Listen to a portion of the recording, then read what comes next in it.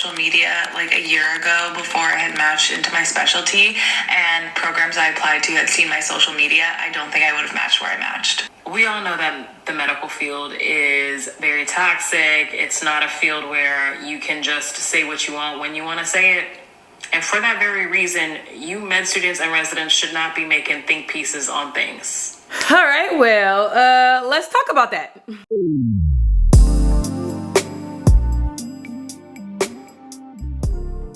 Hey, my loves. Obviously, there is a lot of irony in welcoming you back to a channel and platform that a lot of people feel should not exist because I'm in school. And that's no offense to the two creators that I highlighted earlier in the introduction clip. I totally understand that when you get further along in your career, you perhaps look at things in hindsight, you express things that you find helpful for the people below you. I definitely don't think that they were speaking with malintent or to be ill-spirited. I do think, however, that there was a lot of nuance that is lacking from this conversation, and that I often see online and in regard and in reference to what med students should and shouldn't do. And in my opinion, it kind of teeters on suppression more than anything else, because when I pull back and I look at the grand scheme of social media in its integration in the medical space, it kind of doesn't make sense to give this advice to med students that they shouldn't post online, and here is why. From a larger social perspective, social media is simply another evolution of technology.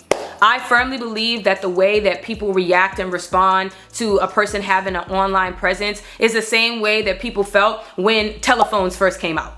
Oh, what do you need that for? We can just do face-to-face. You can just send a letter.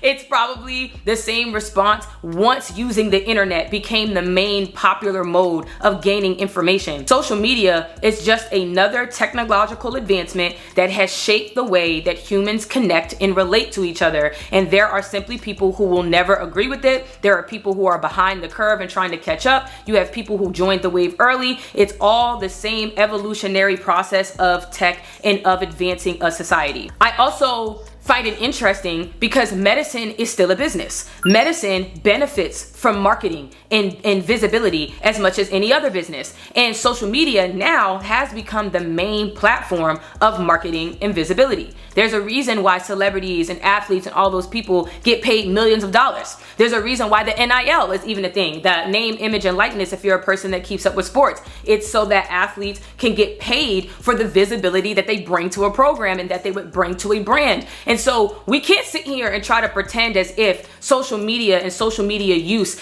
isn't advantageous to medicine as well. And there are plenty of doctors who agree with that, who have social media platforms. And the main one that I can think of actually is Dr. Miami. Dr. Miami was using social media back in the Snapchat days. That man has garnered such a strong platform that he could probably retire from being a plastic surgeon today, because I'm sure that he makes millions of dollars online.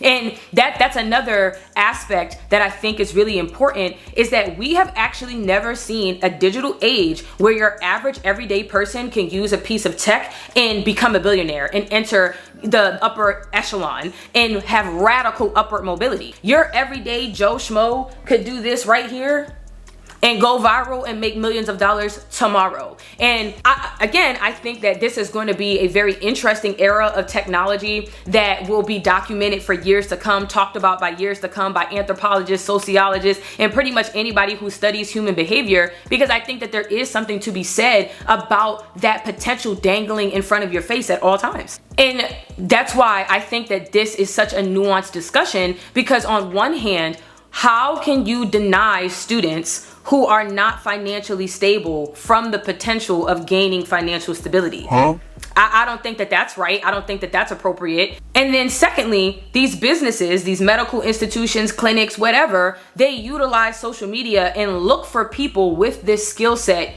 to employ. Isn't it better if you do that through the people that you're looking to train anyway, so they can serve a dual role? Why pay a social media manager when you can simply pay that resident intern perhaps a couple more $1,000s to help promote the residency program, to post days in the lives and, do other things. Why not? I don't understand. There definitely are spaces that think about these things, right? There are plenty of clinical spaces that think about this and bridge the two. And so I don't think that the ultimate truth is, oh, medical students shouldn't post, residents shouldn't post. It's knowing how to do so and why you're doing so. I am personally going to share some of the codes that I live by. Code given to me. That have helped me in terms of getting used to posting and being comfortable posting, being confident posting, and why I will continue to do so. But I want to just still continue this discussion of the larger social aspects that I just don't think enough people talk about or discuss, or I have not seen it at least. So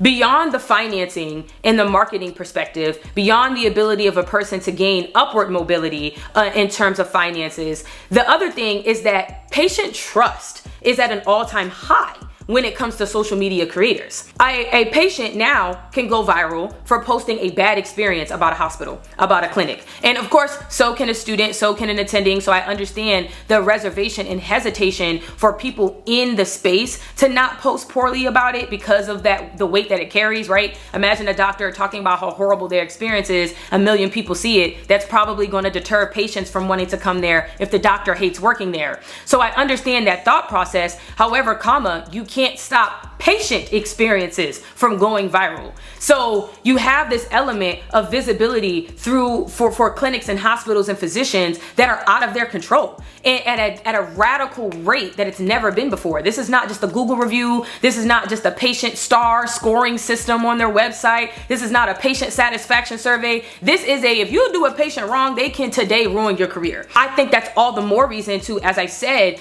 appreciate a skill set of content creation, content navigation, content visibility of a med student, of a resident, because they've had years of practice in it. They've had years of practice of navigating PR. And so I wonder if that is something that more medical spaces will think about in terms of protecting themselves from patient visibility and patient experiences. These doctors who are social media aware, social media savvy, social media trustworthy is what I will say. They've also done a lot in terms of gaining patient trust and patient education. Nurse John is somebody that I think of all the time. He has a large platform because he posts a lot of comedic things, but he also brings a lot of awareness to his platform. He often shares the protests and other things that he either personally takes part in or he just advertises it, and he uses his platform to make healthcare related issues a community issue. He makes healthcare specific problems digestible to your everyday person. Another one that I can think of is Joe Burville. He literally dedicates his time to patient education and everyday person education when it comes to racial disparities. I actually think he's even getting his own TV show or something. He's a creator that I heavily aspire to. And so there's a lot of utility in that patient-provider relationship that can be built online. So I don't think that it, again, is appropriate to just throw it all the way and say, oh, you just gotta wait until you're attending.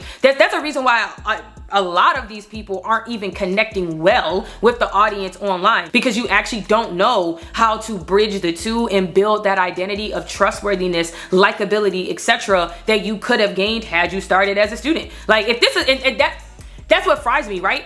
It's not as if the people who are giving this advice aren't also content creators, that they're not also in a content space sharing their thoughts online the way that they're telling you not to do, and they're not even doing it as well as it could be. I find that to be a snake eating its tail, an Ouroboros kind of phenomenon. I just think that there is a beautiful balance to be struck, which is why I am now going to share the way that I have been trying to curate my identity online, to have a platform and not find shame or fear in that. Number one, I think that when you talk about things and you're gonna upload think pieces, talking pieces, it has to be about stuff that you are a proper authority over. I actually think that this is the number one thing that older generations have an issue with when it comes to healthcare students posting online, or students period, not even outside of healthcare, just students posting online, is that we don't know enough. that we're talking about things that we don't have enough experience and practice with. And I can agree with that to an extent. That's why I don't necessarily get on here and talk about like healthcare education things. I only can talk about them from the perspective of my experience with them, plus perhaps some of the knowledge that I've added since being a student. But I don't come on here trying to be an authority of something that I know that I need years of practice to do. When it comes to unpopular opinions and hot takes, I only do so if it's actually impacting my personal life. Yeah, I'm gonna come up here and talk about abortion and whatnot because I'm a woman. Hello, I'm a woman with a reproductive system that still works. So yeah, I might talk about that. I attempted to talk about the big beautiful bill, but then I realized that it didn't impact me. It didn't actually relate to me and my personal experience. I was not the proper authority to discuss that, and I took it down. And I made another video that didn't do as well. It was a lot smaller and shorter of a video because I understood that I simply didn't have all the necessary pieces to be talking about that. You would think that that's a no duh. You would think, all right, duh, don't talk about stuff that you just don't know about. But nowadays, a lot of people treat opinion as fact, their own opinions as fact, and they don't do their due diligence of dissecting and having self-awareness of why they feel like they should post what they post. And so that's my second, moral code, the code that I live by, like I'm Dexter. The second thing is when I am making a post, before I upload, I sit and I ask myself, what are the other perspectives? What are the other perspectives that somebody could have if they come across my video? How could they receive this? And am I going to be able to live with that? And not only am I going to be able to live with that, but how is that going to impact somebody who could potentially be my patient, be my mentee, or essentially be anybody that's under me one day? What is the message that they're going to get from it? Something that I immediately thought of and I kind of chuckled about just now, it's not funny because it was just so audacious. There's apparently this pre-med student who went online to say that they're glad that there's a lot of these socio-political changes within the healthcare space so that way poor people don't become doctors. Bruh. What the hell? And it's like, why would you say that when you know that you're probably gonna have to treat a poor person one day? Different dialogue that happened on TikTok that I did actually give my 2 cents about was a dentist saying that he had a difficult time dating because he always notices when women have bad teeth. But I think that something like that is a perfect example of how even an innocent discourse can be taken the wrong way, and to just know that, ready yourself for that, and even provide proper context, additional context if necessary in the video so that people don't misconstrue you. It's annoying, but it's a protection so that way you're not looking like a giant liability, because again, these hospital systems, based off of point number 1, these hospital systems are already looking at you like that. That school is already looking at you like that. They are waiting for you to say something that makes them look bad so that they can go, and this is why we don't like you. This is why we don't like you. This is why we have an issue. You just have to be ready for that. You have to be ready to understand how other people can take the shit that you say the wrong way.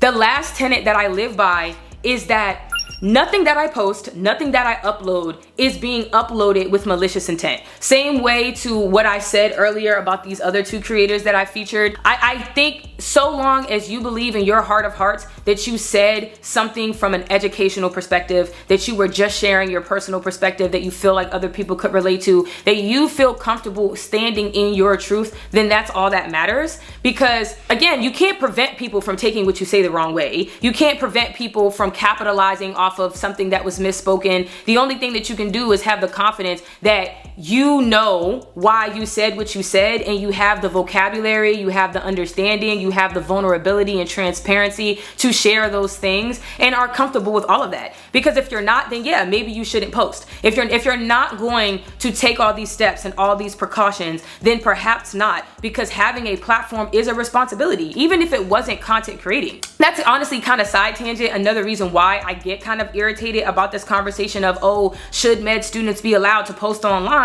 Are the people who are higher up in the chain thinking about that? Are you thinking about your responsibility with your authority? Are you thinking about the things that you should and shouldn't be saying? Are you challenging your own belief systems? Are you being a person that pushes for evolution of the system? Or are you somebody who believes in these archaic ideals and you're actually kind of adding to the problem. Like you're a part of the issue. You are a cog in the machine. Is that you? And what I have found is that unfortunately a lot of people aren't willing to have that level of self-reflection, and the people who decide to buck the system, people who decide to post regardless, people who decide to, you know, speak up and protest, people who decide to write up that complaint and report the supervisor, you're always going to be out here with a target on your back.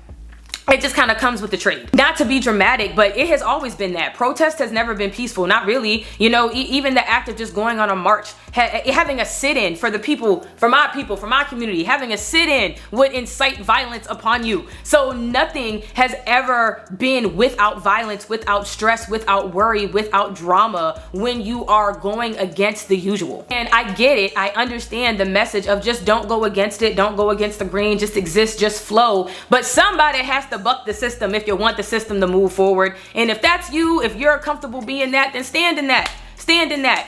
It will pay off in the long run. I firmly believe that whatever residency program that I go to, they are going to love that I have a platform, or at the very minimum, they're not gonna mind. The way that I say this all the time, the way that I am to y'all, to this camera, is the way that I am in real life. So there's no way that you accepted me into your program and now you're acting brand new. I talked like this on the interview day. I was asking you questions back in the interview. I was giving you hell, giving you heat. Yeah, what was that about? I actually saw this online about your program. What was that about? How did you respond to that? How did you address that? I think the day that the grunts, that the people at the lower rungs of the hierarchy stop acting like mice and start acting like grown men and grown women, we will have a much faster radical change to this broken system that we all swear exists.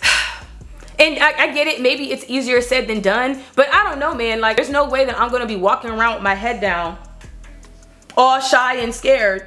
No, I'm a person that has ideas that I think are relevant and important. I'm a person who pushes and promotes for change. I'm an advocate. I'm socially aware. I'm black. I'm a woman. I have so many intersectionalities and identities that I stand very, very firmly in. And that, yes, I am going to use my platform, create other platforms, mentorship, pipelines, leadership, whatever, to express those things. And I don't think that there's anything wrong with that. And I don't think that anybody else should be afraid of thinking that way either. But of course, take what I say as a grain of salt. Because what you're not going to do is try it and then come back and be like, Z, you got me kicked out.